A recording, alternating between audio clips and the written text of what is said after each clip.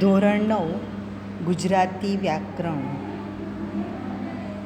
રવાનુંકારી શબ્દો. એકમ 3.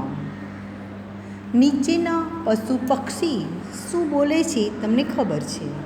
આપણી આજુબાજુ વાતાવરણમાં તમે ઘણીવાર પક્ષીઓના અવાજ સાંભળો છો. કાગડો, કૂતરો, કોયલ, બિલાડી, મોર. આ બધા પક્ષીઓ જ્યારે બોલતા હોય છે ત્યારે આપણે વિચારી લઈએ છીએ અને એને લખવાના હોય તો આ રીતે લખીએ છીએ. જેવો કાગડો અવાજ કરે છે, બોલે છે, એટલે આપણને તરત કાં કાં આવું સંભળાય છે અને એને આપણી ભાષામાં જ્યારે લખીએ છીએ ત્યારે આ રીતે કાં કાં લખીએ છીએ.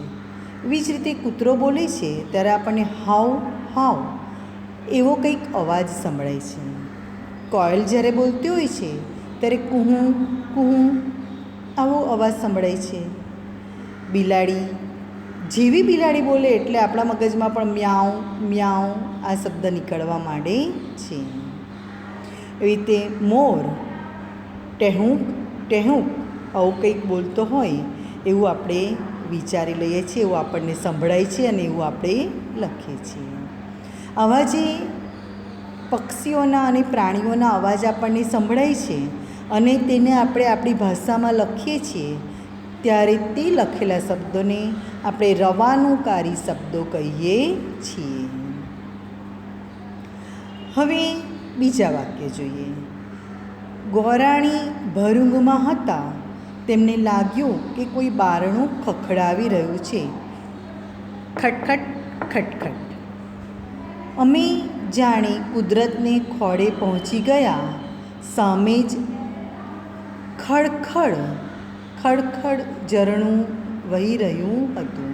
એટલે ઝરણામાંથી જે પાણી આવી રહ્યું હતું એનો અવાજ આપણને ખડખડ ખડખડ એવો સંભળાઈ રહ્યો છે. બીજું વાક્ય જોઈએ. નળમાંથી પાણી ટપકતું હતું. ટપ ટપ ટપ ટપ આ રીતે આપણને સંભળાય છે. એને અચાનક કોઈના ઝાઝરનો અવાજ આવ્યો. છમછમ છમછમ. વરસાદની કાળી ડિમાંગ રાતે વરસાદ અટકવાનું નામ જ નહોતો લેતો. બહાર દેડકાઓ પણ ડ્રાઉં ડ્રાઉં કરી રહ્યા હતા. ચોમાસામાં તમે સાંભળજો, કન્ટિન્યુ દેડકાનો આવો ડ્રાઉં ડ્રાઉં અવાજ આવશે અને તમરાઓનો પણ બોલવાનો સાથે અવાજ આવશે. બંદૂકમાંથી સનનન કરતીકને ગોળી છૂટી. તો આ 5 વાક્યમાં આપણે જોયું ખડખડ, ટપ ટપ, છમછમ, ડ્રાઉં ડ્રાઉં અને સનનન. આ બધા શબ્દ રવાનુંકારી શબ્દ કહી શકીએ. હવે આપણે એક નાનકડું કાવ્ય જોઈએ. કવિતા વાંચીએ છીએ.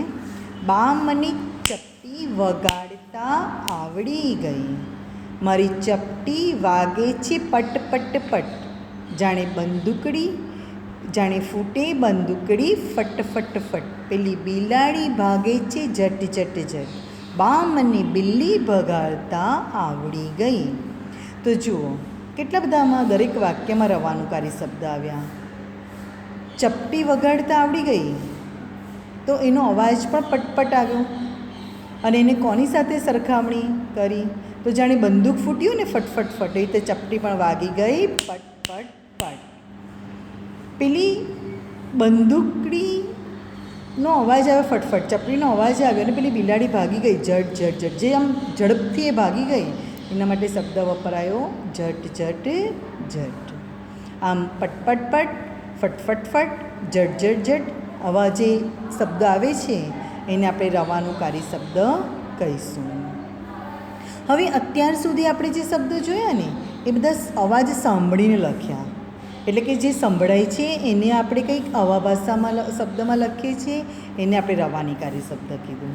હવે આપણે એવા શબ્દ જોઈશું કે જે માત્ર સાંભળવાના નથી, જોવાના, સૂંઘવાના કે અડવાના અનુભવને કારણે પણ જ્યારે આપણે વ્યક્ત કરીએ છીએ ત્યારે પણ એને આપણે રવાનુંકારી શબ્દ જ કહીશું. હમણાં દિવાળી આવી રહી છે તો દિવાળીમાં ઘરે ઘરે પ્રગટેલા દીવાઓથી જાણે આખું નગર ઝળહળ થતું હતું. રાત્રે જ્યારે લાઇટો થાય છે, દીવા થાય છે, ત્યારે કેવું વાતાવરણ સરસ લાગે છે અને આપણે ઝળહળ નજરથી જોવાય છે એને આપણે ઝળહળ શબ્દ દ્વારા વ્યક્ત કર્યું. બીજું વાક્ય, અનાજની બધી ગુણ અંદર મૂકીને માંગીલાલ બહાર આવ્યો ત્યારે પરસેવે રેબઝેબ હતો. આપણે બહુ જ પરસેવો થાય અને આમ દેખાય પરસેવાના રેલા જતા હોય તો એને આપણે કેવો શબ્દ વાપરીએ કે રેબઝેબ થઈ જવું.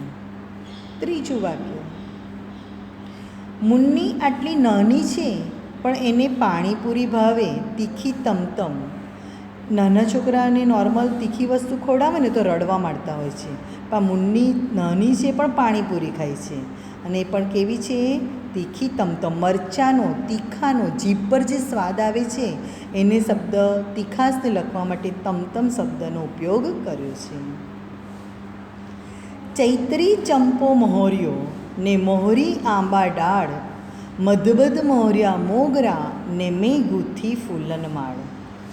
ચૈત્ર મહિનામાં ચંપાના ફૂલ, મોહર્યો એટલે સુગંધ ફેલાવે છે, અને આંબા ડાળ, જ્યારે આંબા પર મોર આવે છે ને ત્યારે એમાંથી એક સુગંધ આવતી હોય છે, તો એ સુગંધની વાત કરે છે. તો જેવી રીતે ચંપામાંથી સુગંધ આવે છે, આંબા ડાળમાંથી પણ સુગંધ આવે છે, અને મોગરો, જુઈ, આ બધા ફૂલ પણ જ્યારે ખીલે છે ને રાત્રે તો એટલી સરસ સુગંધ આવે છે એની. તો એ સુગંધને જે નાક દ્વારા આપણને આવે છે તેને લખવા માટે આપણે મધમધ શબ્દનો ઉપયોગ કર્યો. પાંચમું વાક્ય, તમે ધર્મયુગ કોલોની કાંકરિયામાં રહો છો ને? આટલું સાંભળતા કાકાના કાનના પડદા પર ગલીપચી થઈ. કાકાને કાંકરિયા સાથે બહુ બધી યાદો એમની સંકળાયેલી હશે, અને જેવું કોઈ એમને કીધું કે તમે કાંકરિયામાં રહો છો ને એટલે કાકા એકદમ ખુશ થઈ ગયા, ગલીપચી થવા માંડી. તમે ઉપરના વાક્યો વાંચ્યા તેમાં અધોરેખી શબ્દ એટલે જે લીટી દોરી છે તે તમને ખ્યાલ આવે છે કે ઝળહળ શબ્દ વાંચ્યો એટલે તમારી નજર સમક્ષ આખું ઝગમગતું નગર દેખાવા માંડ્યું.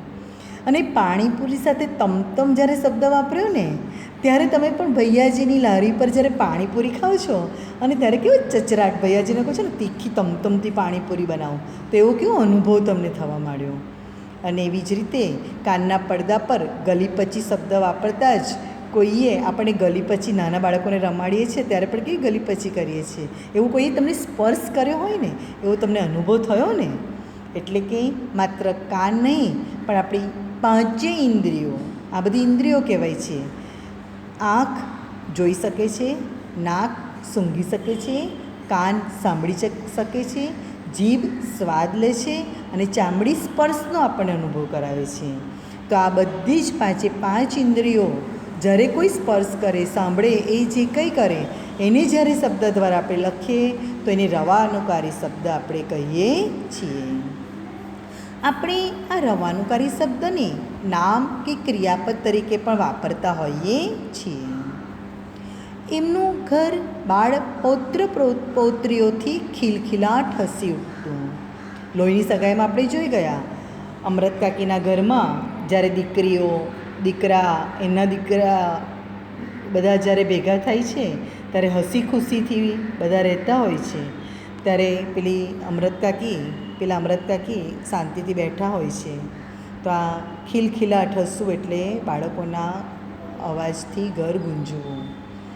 અહીં ખિલખિલ પરથી બન્યો ખિલખિલાટ, આ ક્રિયા વિશેષણ તરીકે અહીં પ્રયોજાયું છે.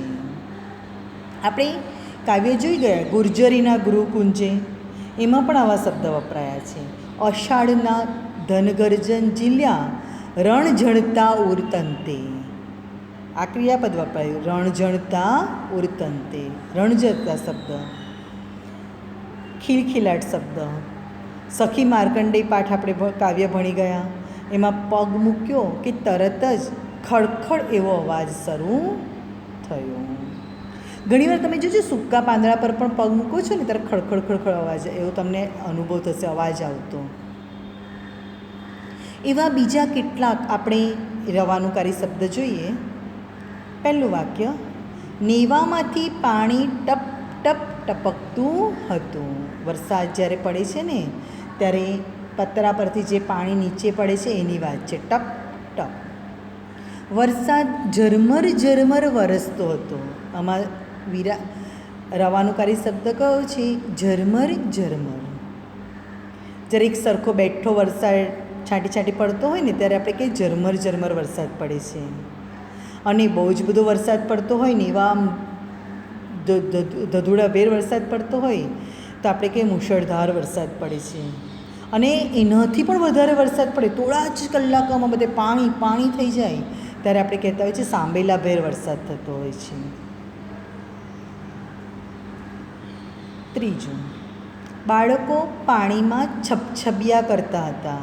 ચોમાસામાં થોડું થોડું પાણી ભરાયું એમાં બાળકો રમતા હોય ને આપણે છબછબિયા કરતા હોય એવું કહીએ. તમે પણ બધા આ રીતે રમ્યા જ હશો વરસાદમાં.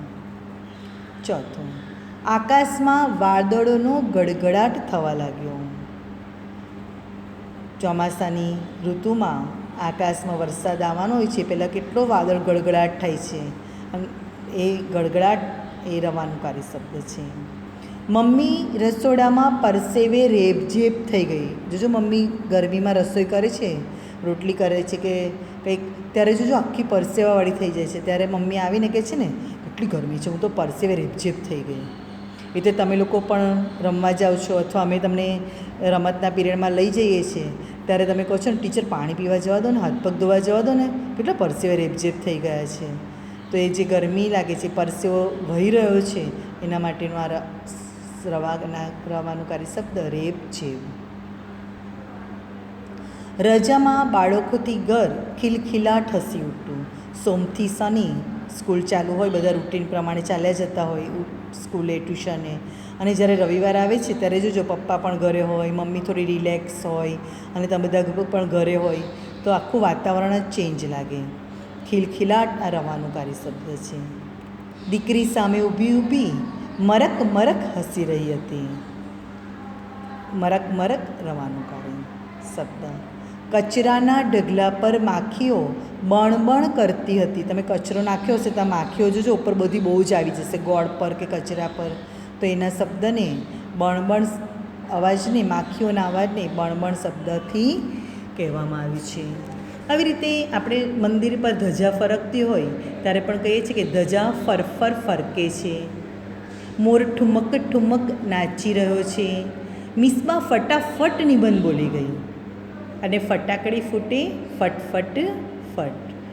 દિવાળીમાં નાની અમથી બંદૂક લાવી આપે છે ને તમને, જેમાં રોલ નાખો છો અને ફટફટ ફટફટ ફટાકડીનો કેવો અવાજ આવે છે, એ આ બધા રવાનુકારી શબ્દ છે. તો તમે પણ આવા બીજા રવાનુકારી શબ્દ તમારી જાતે બનાવજો અને નોટબુકમાં લખી લેજો. તો આ રવાનુકારી શબ્દ જે બધા છે તે આપણે નિબંધમાં કે અર્થ વિસ્તારમાં લખતા હોઈએ ત્યારે આ પ્રકારના શબ્દો વાપરીએ છીએ. અને તમને ખ્યાલ આવશે કે આ પ્રકારના શબ્દ પ્રયોગથી વાતાવરણ વધારે જીવંત લાગે છે.